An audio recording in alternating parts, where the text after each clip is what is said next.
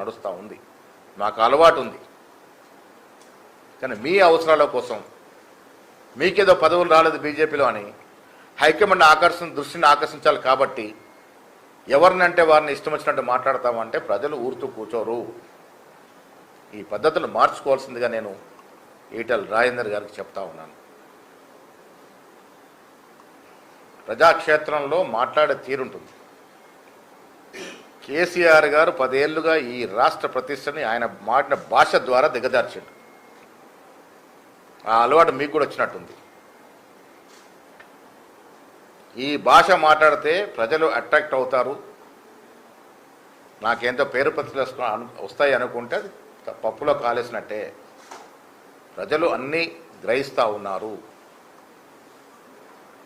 మీకు ప్రజలు అధికారం ఇచ్చి మీ చేతకనాన్ని గ్రహిస్తూ ఉన్నారు. చేతకంతనాన్ని మీరు బీసీ పట్ల వ్యవహరిస్తున్న తీరును గ్రహిస్తూ ఉన్నారు. పదే మేము అడిగినా మీరు బీసీ బిల్లుని కేంద్రానికి తీసుకుపోలేని తీరును గ్రహిస్తూ ఉన్నారు. ప్రజలు చూస్తూ కూర్చోరు. వాస్తవాలు మనం బయట చెప్పాల్సిన అవసరం ఉన్నది. ముఖ్యమంత్రి గారి మీద మీరు వాడిన భాష నీకు ఎన్నేళ్ళ రాజకీయ అనుభవం ఉన్న నాయకుడు తగదు. వల్ల గౌరవ పార్లమెంట్ సభ్యులు ఈటెల రాజేందర్ రెడ్డి గారు చాలా మాట్లాడుతూ ఉన్నాడు. ఆయన ఏ కులం ఆయనకి స్పష్టత లేదు.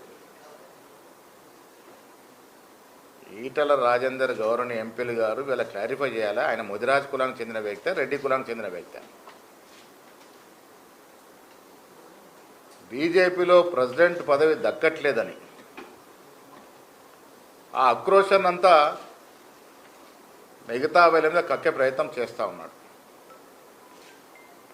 జనరల్గా ఈటెల రాజేందర్ గారు నాకు గౌరవం, కొంత పార్లమెంటరీ లాంగ్వేజ్ వాడే అలవాటున్న వ్యక్తిగా నేను గౌరవిస్తాను. కానీ నిన్న ఇవాళ ఆయన మాట్లాడుతున్న భాష, వాడుతున్న భాష, ఆ దిగజారుడుతనం దేని వలనో అర్థమవుతలేదు.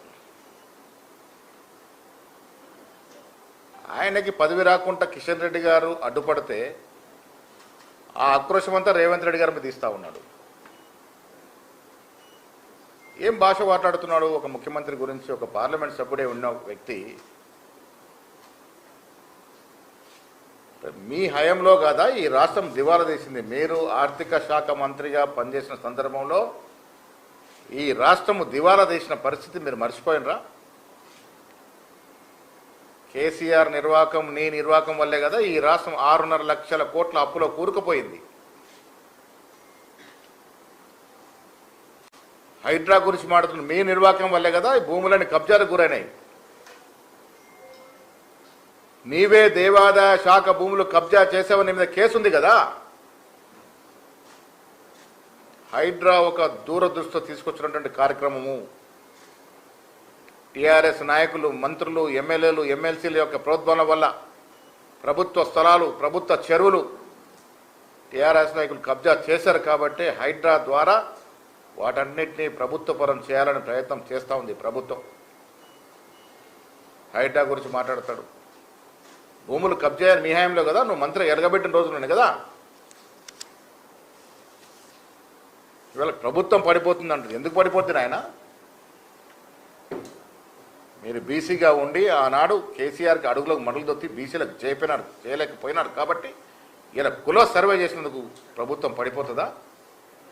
సగర్వంగా 42% రిజర్వేషన్ బీసీలకు ఇచ్చినందుకు ప్రభుత్వం పడిపోతుందా? మహిళలకు ఉచితంగా బస్సు ఇచ్చినందుకు పడిపోతుందా?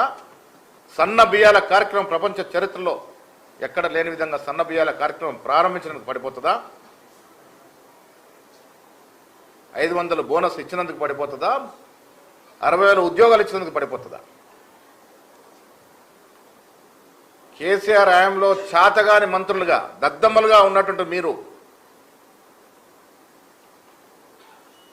ఇక్కడ తీసి తగిలేసి మీరు బయటకు తన్నేస్తే బీజేపీ పార్టీలో పోయినారు.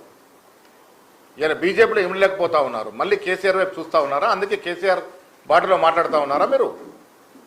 నాకు అనుమానం వస్తుంది మళ్ళీ ఈటెల రాజేందర్ గారు కేసీఆర్ వైపు చూస్తున్నారేమోనని. బీజేపీ రాష్ట్ర అధ్యక్ష పదవి రావట్లేదని ఆ అక్కస్తో కక్కస్తో ఇష్టం వచ్చిన రీతిలో మాట్లాడతానంటే చెల్లదు. ఒక ఒక పార్లమెంట్ సభ్యుడిగా ఉన్నావు, గౌరవంతో మాట్లాడడం నేర్చుకోవాలి. ముఖ్యమంత్రిని పట్టుకొని ఇష్టారాజ్యంగా మాట్లాడతానంటే ఒక విజిలేస్తే చాలు. మేము మా కార్యకర్తలు ఏం చేస్తారో చూసుకో. సీనియర్ నాయకుడిగా ఉన్నావు, చాలా సందర్భంలో మీరు గౌరవంగా మాట్లాడడం చూశానండి.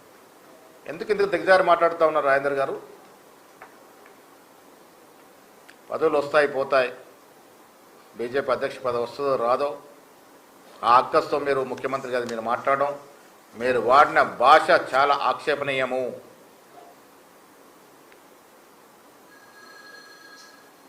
ఎన్నేళ్ల రాజకీయ జీవితంలో ఏం నేర్చుకున్నారు? మీరు చదువుకున్నవారు,